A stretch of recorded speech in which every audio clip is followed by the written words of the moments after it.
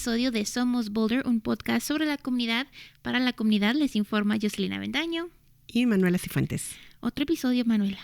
Otro episodio más, vamos contando. Me parece 24. 24, Ajá. wow. Y nuestro tercer año. Ajá, tercer año. Entonces, súper. La tercera temporada. Tercera temporada, me encanta. Y bueno, para el episodio de hoy tenemos a un invitado interesantísimo.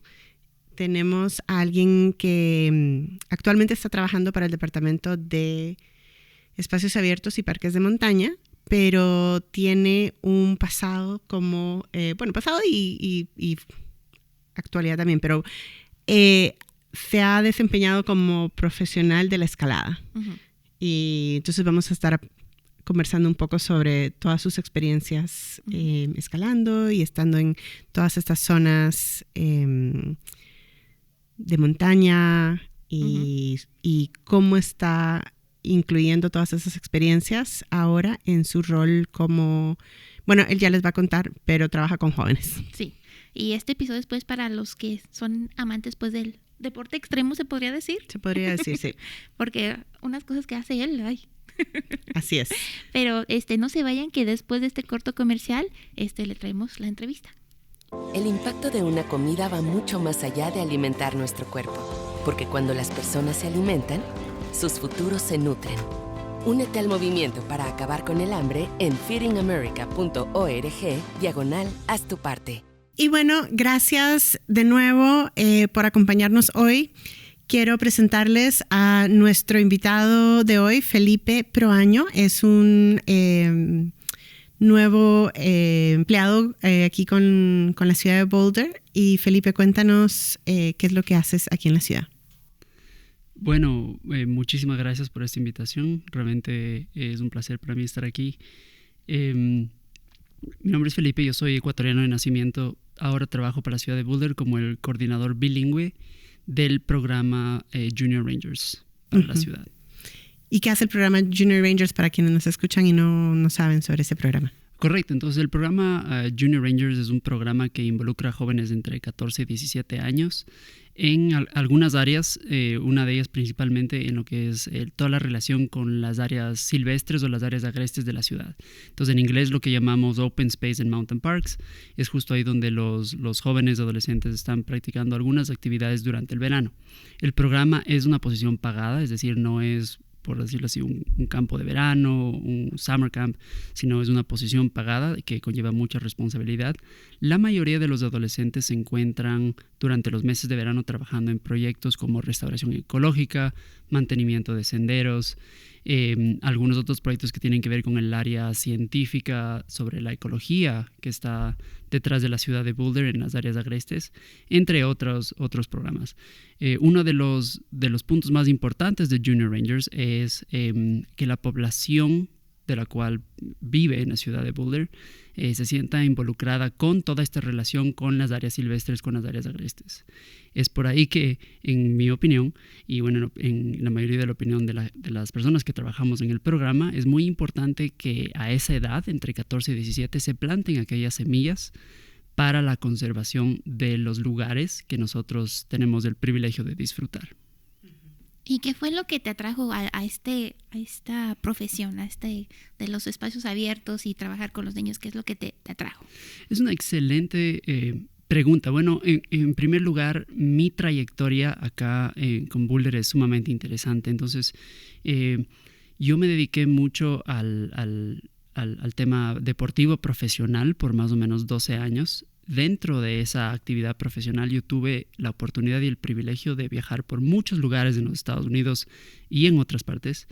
Y uno de los lugares que más me atrajo en ese entonces, estoy hablando 10, 12 años, fue la ciudad de Boulder. Entonces yo tenía la oportunidad de viajar a los Estados Unidos tanto con el programa J1 de visas temporales o como turista y disfrutar de las áreas silvestres de Boulder. En esos tiempos yo venía a la ciudad, no tenía muchos lugares donde quedarme, entonces me quedaba con algunos amigos de Ecuador, entre ellos 2 buenos amigos míos, Edwin y Daniel Terán, que me daban posada por unas semanas y yo podía disfrutar en mi área de experiencia en lo que es la escalada en roca y el montañismo. Entonces yo tuve mucho tiempo dedicado a eso es ahí donde aprendí realmente el valor de las áreas silvestres de la ciudad de Boulder. Es interesante ver cómo 12 o 15 años después es ahora donde yo tengo una posición que se dedica a conservar esas áreas. Y obviamente a liderar con el ejemplo, especialmente en la juventud, para que esas generaciones puedan disfrutar de las áreas que yo disfruté 10 o 12 años detrás. Uh-huh.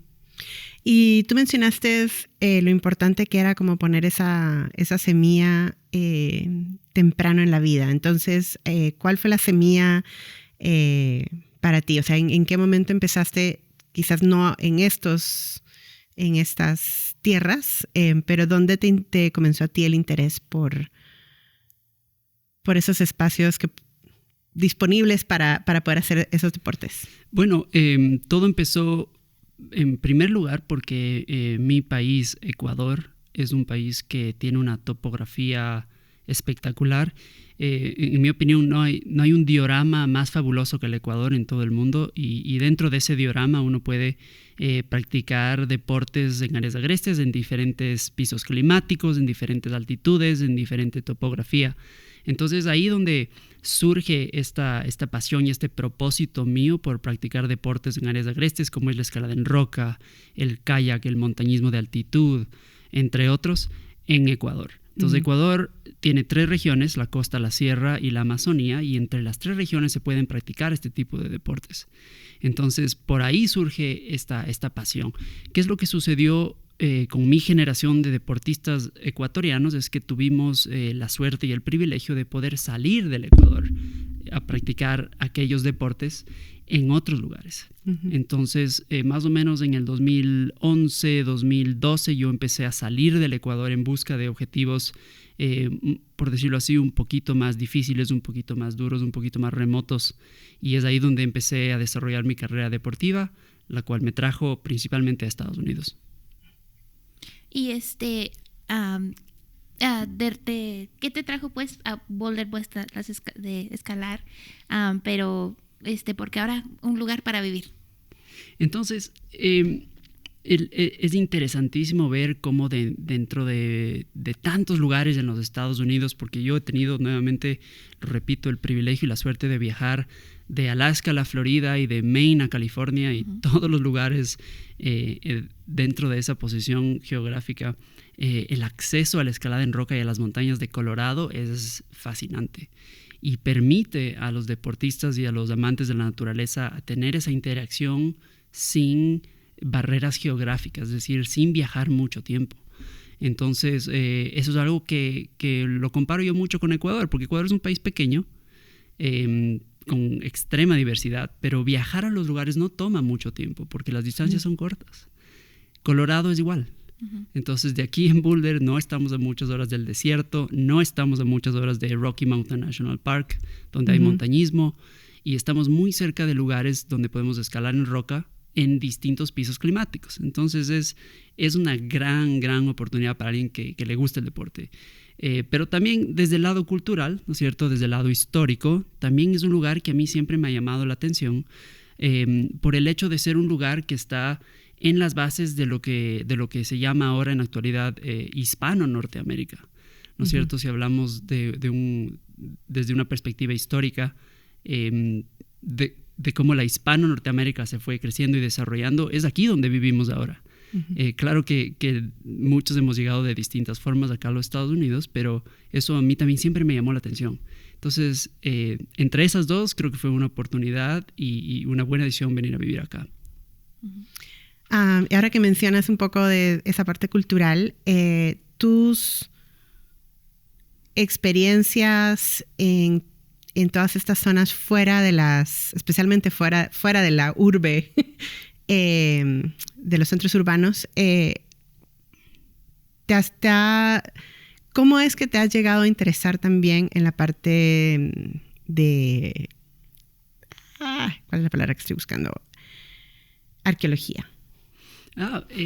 Sí, es un excelente tema. Bueno, para mí desde muy temprana edad la arqueología fue un tema fascinante, Pero más fascinante que la arqueología es lo que yo llamo, se llama ahora la etnohistoria. Y es algo que yo he invertido mucho tiempo y recursos en hacer trabajo de investigación y bueno, con un poquito más de tiempo me encantaría retomar más investigación, especialmente por el lugar donde vivimos.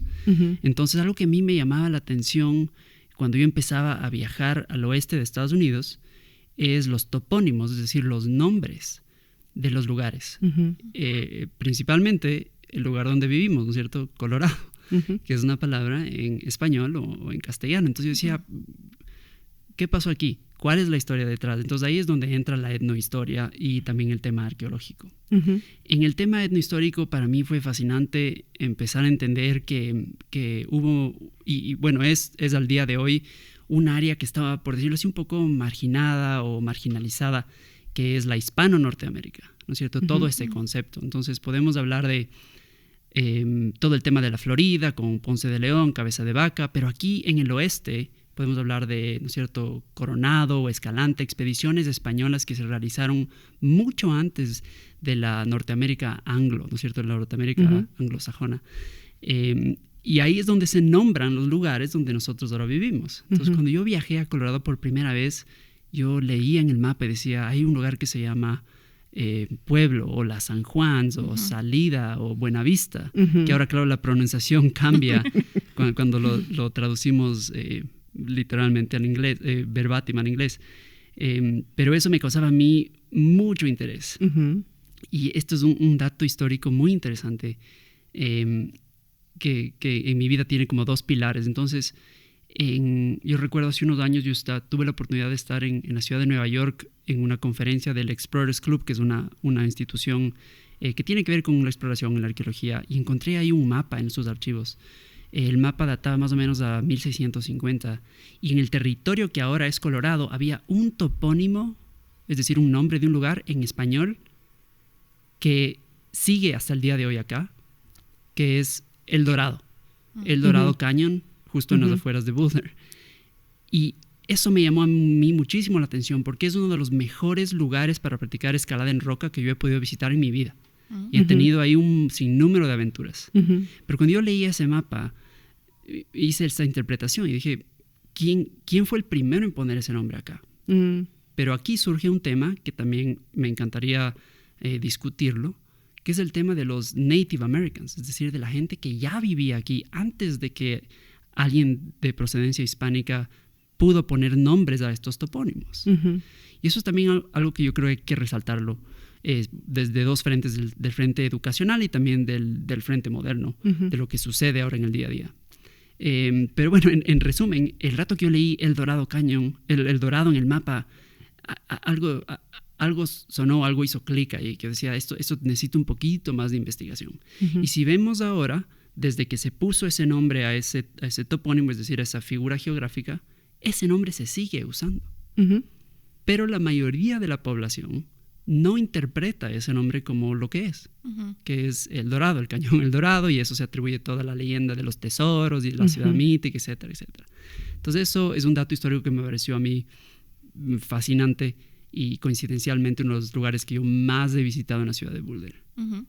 Y por lo mismo que mencionaste, pues que El Dorado es uno de los mejores lugares que has escalado, y que está aquí pues en nuestro propio patio, como dicen en inglés. Pero platícanos en Colorado, ¿cuáles son tus lugares favoritos para ir a escalar o que recomiendas pues a las personas que también se dedican a este deporte? Bueno, mi lugar favorito es un lugar que se llama el Black Canyon del río Gunnison. Ese es mi lugar favorito aquí en Colorado, pero hay tantos otros lugares. Entonces, uno de los ¿no es cierto?, frentes principales del programa que yo lidero ahora, Junior Rangers, es dar mantenimiento a senderos o a áreas de restauración ecológica en lugares de escalada como los Flatirons, que los podemos ver desde cualquier punto de la ciudad. Y claro, la primera vez que uno los ve, wow, uno se sorprende y dice, qué bestia, qué hermoso lugar. Entonces, para mí, la primera vez que entré a ese terreno de los Flatirons a practicar escalada en roca, que podemos hablar un poquito más del estilo luego, fue como que qué hermoso que esto esté aquí, pero ¿quién cuida este lugar? Y eso es una diferencia abismal de cómo las instituciones manejan los recursos en este territorio estadounidense, que a propósito yo soy ciudadano de acá y soy muy orgulloso de aquello, pero es una diferencia drástica de cómo los recursos se manejan en otros lugares como mi país nativo, Ecuador, y que sea un caso de estudio positivo para otros países de cómo se han manejado esos recursos y cómo se han mantenido. Sí, sí, las Flatirons, cuando en la noche ha nevado un poquito, hace caso que espolvorearon con esta azúcar, la que es bien finita en Guatemala, que es mi país, le decimos azúcar glass, azúcar palpable o impalpable, le dicen en otros lugares. Y si vas así como que en la noche, y porque está todo con nieve, es que se ven tan imponentes. Yo a veces agarro el carro y es como que, bueno, vamos a irnos cuando ya está oscuro a ver los Flatirons desde Chautauqua, desde más o menos donde está donde hacen los conciertos.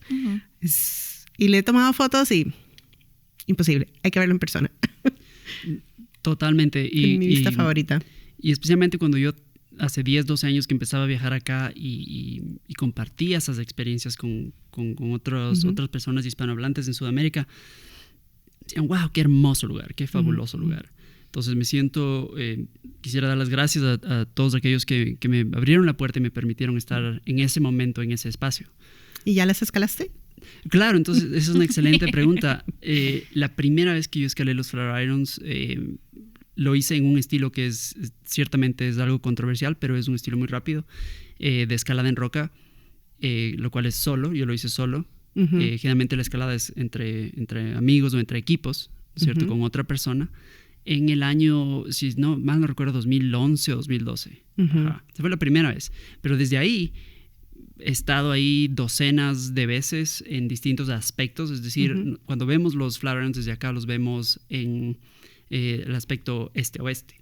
Pero el otro lado, el aspecto que da hacia el oeste, es un aspecto bastante más vertical que muestra otras dificultades en lo que es escalada, pero es impresionantemente divertido y el estilo es fabuloso. Entonces, todo eso contribuye al tema de lo que es escalada en roca. Y para ti, ¿qué es lo más, tu parte favorita de escalar? Terminas pues de hacer la escala, ¿por qué lo haces? ¿Qué te motiva y qué es como la recompensa, como dicen?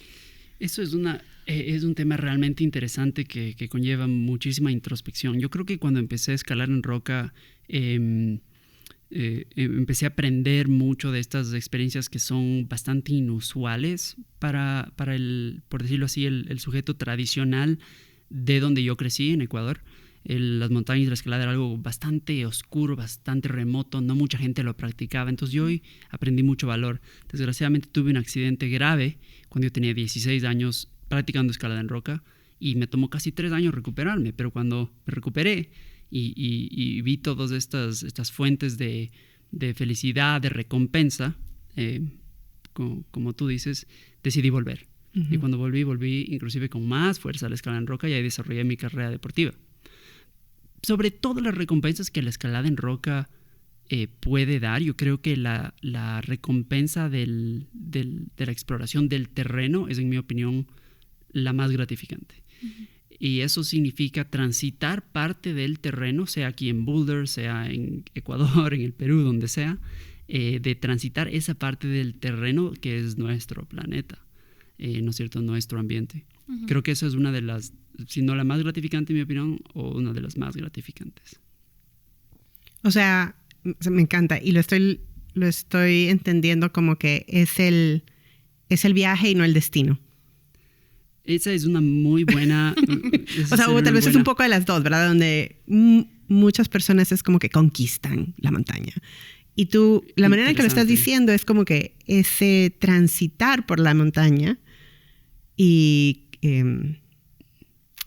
ser uno, pues, uno con la tierra y todo, eso es lo que para sí. Es una manera diferente de hablar del tema. Totalmente. Y esa yo creo que decir esa forma de pensar, y lo aprendimos muy bien, por ejemplo, en el año 2013, cuando con otro amigo de Ecuador subimos la pared mítica El Capitán en el Valle de California, otro topónimo en español, El Capitán en Yosemite Valley.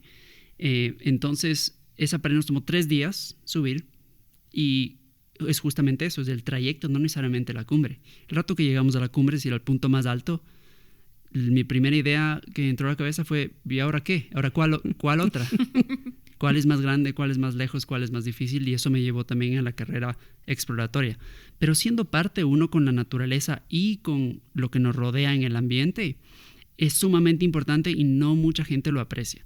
Entonces, ahí es donde entra también el tema de la etnohistoria y la arqueología, especialmente en los Andes de Ecuador y Perú, donde quien vive en esas zonas es gente indígena que tienen su propia cultura, su propia cosmovisión, y uno tiene que compartir con esas personas para poder entrar a ese terreno. Eso es un valor que en mi trabajo actual en Junior Rangers se expresa de la misma manera, sino que con otra cultura, que es que los jóvenes de 14 a 17 años entran a los lugares a dar mantenimiento o a hacer su trabajo y tienen que compartir ese espacio con los usuarios que usan ese terreno y esa tierra para la recreación. Es prácticamente lo mismo, sino que en otro lugar.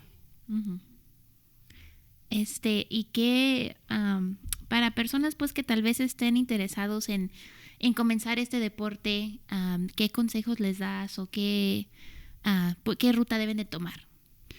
Es un excelente punto. Entonces, si alguien que, por ejemplo, inició con hiking, que es algo bastante común, o con caminar por las montañas y quiere dedicarse al montañismo o a la escalada, es muy bueno empezar en un gimnasio de escalada. Entonces, hace 20 años en Ecuador esos no existían. Simplemente no habían las canchas de fútbol, las canchas de golf y ahí están. Pero no había gimnasio de escalada. Entonces, ahora, claro, eso ha ido creciendo a nivel mundial y empezar ahí es bueno por la siguiente razón. Porque uno puede tener instrucción técnica basada en un escenario controlado y seguridad por un precio accesible. ¿Cuál es la contraparte? Que si alguien desea escalar y no tiene esa instrucción técnica, puede ir a los Flatirons y tenemos un accidente grave. ¿Por qué? Porque la consecuencia de la escalada no es como en el fútbol, perdimos el partido, sino podemos tener un accidente muy grave. Entonces, eso es algo que yo quisiera recomendar. Y eso también es un punto en los cuales en mi trabajo como líder de Junior Rangers yo expreso todo ese concepto de seguridad y de convivencia con el ambiente, porque el ambiente tiene también peligros objetivos. Es decir, no necesariamente nosotros podemos causar un accidente como humanos, pero ahora lidiamos con cosas como fuegos, por ejemplo, que están arrasando por todo el oeste de Estados Unidos de una forma gigante o muy rápida. Entonces tenemos que mitigar esos riesgos. Es un punto muy parecido. Listo. Y con los jóvenes con los que trabajas, ¿cuál es porque el programa Junior Rangers ha estado a propósito tratando de integrar a grupos que quizás no participan tanto en el outdoors. Y aquí en Boulder bastante tiene... La comunidad latina puede ser una de esos grupos a los que queremos traer. Y como dijiste al principio, es plantar una semilla muy, muy temprano. ¿Qué ves ya? O sea, no sé si ya pasaste una temporada con ellos. ¿Qué ves en esos jóvenes ahora que tienen a una persona? O sea, que de cierto modo se pueden ver en ti, ¿verdad? Porque también sos inmigrante, quizás los países, aquí la comunidad mexicana es la más grande, pero ¿cómo es esa experiencia de que, aparte de que sos un inmigrante, una persona que habla español, que además tienes toda esta experiencia, una página web sobre todos tus logros deportivos, que, o sea, eso no es nada. Y no es que una persona sin eso no podría inspirar, pero ¿cómo es eso con los jóvenes?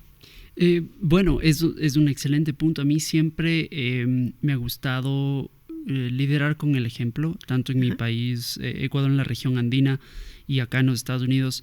Y el tema de fondo aquí es el tema educativo. Entonces yo sí quisiera hacer una aclaración aquí, que existe la interpretación de que Junior Rangers es de educación experimental, lo cual no es más bien educación experiencial, porque los jóvenes están aprendiendo mediante la experiencia de estar afuera.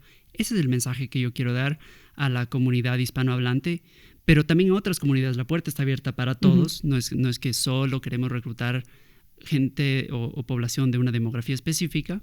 La puerta está abierta para todos, pero en el tema educacional es sumamente importante, y esto es algo que yo, claro, por decirlo así, traigo un tipo de equipaje desde Sudamérica acá, que es que el continente o la región sudamericana, latinoamericana, si lo ponemos a todo en una pequeña cápsula, que aquí en los Estados Unidos son los latinos, y toda esa diversidad que hay de fondo, si lo encapsulamos en sea latino o hispánico, hay algo que todos tenemos en común, que es el idioma español, y es el poder educacional que tenemos los hispanohablantes. Entonces, la última vez que yo vi la estadística para el año, creo que era 2050, creo que cerca de la mitad de la población de Estados Unidos va a ser hispanohablante. Otra semilla que la plantamos desde ahora, por eso queremos incluir, liderar con el ejemplo a jóvenes hispanohablantes. Pero otro dato interesante es que, si no me equivoco, por favor, corríjame, México tiene la mayoría de cantidad de hispanohablantes debido a su población. Sí, creo que sí, es el país con más hispanohablantes. Pero el segundo es Estados Unidos. ¿Okay? ¿Por qué? Porque hemos venido de todas partes. Entonces, eso es una fuerza, ¿no es cierto?, educacionalmente. Podemos enseñar esa educación a un gran número de la población. Entonces, dentro de Junior Rangers, por eso existe una posición como la mía de coordinador bilingüe, para poder hacer esta traducción simultánea y poder dar ese componente importante de la educación. Y algo que yo quisiera reflejar, ¿no es cierto?, en las nuevas generaciones, es que no importa de dónde vengas o cuál sea tu trayectoria, todos somos ciudadanos de un mismo terreno y un mismo planeta, y es ese planeta o el terreno lo que nos da la oportunidad de hacer recreación. Y este podcast sale pues en la primera semana de abril.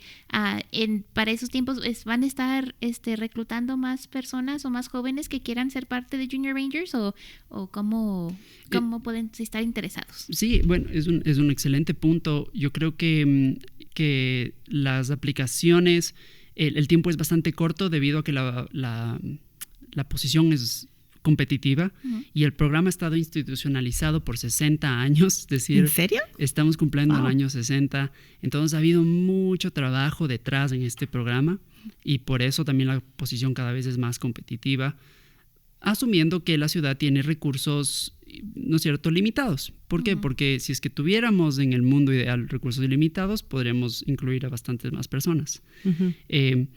Las aplicaciones se cerran a fines de esta semana, es decir, que en abril no van a estar abiertas, pero, y este es el pero importante, es que el programa tiene un proyecto a largo plazo, durante los años. Imagínense, si hemos cumplido 60 años, esperemos llegar a los 100, ¿no es cierto? Ya no estamos tan lejos, más de la mitad.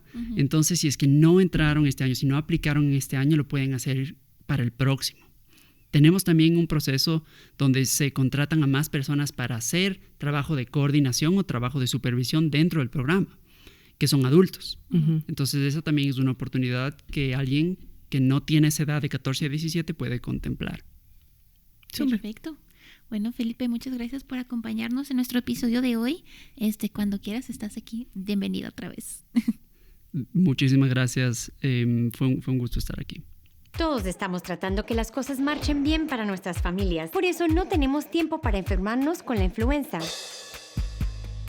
Nosotros no tenemos tiempo para retrasos. ¡Listo! Nosotros no tenemos tiempo para accidentes. Próximo. Nosotros no tenemos tiempo para complicaciones. Seamos realistas. Vacunarte te ayuda a combatir la influenza. Estos días nadie tiene tiempo para contagiarse con la influenza, así que vacúnate hoy por ti y por tu comunidad. Y bueno, ese fue una entrevista muy interesante, y espero que todos se hayan animado a quizás salir un poquito de sus casas, ir a hacer hiking, pero si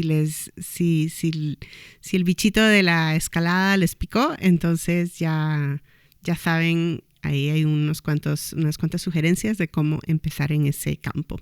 Que tenemos suficientes aquí en Colorado, en las rocosas. Pero es todo por hoy. Si tienen sugerencias en qué es lo que quieren ver en este episodio, por favor, háganos saber. No se olviden de seguirnos en nuestro canal de YouTube y nuestra página de Facebook. Así es, y siempre estamos súper interesados, incluso si alguien dice, hey, este es un tema que me gusta, o yo creo que yo sería una buena persona para participar en el podcast, escríbanos, estaríamos muy contentas de considerarlos. Bueno, es todo por hoy. Muchas gracias por acompañarnos y nos vemos en el próximo episodio. Así es. Chao.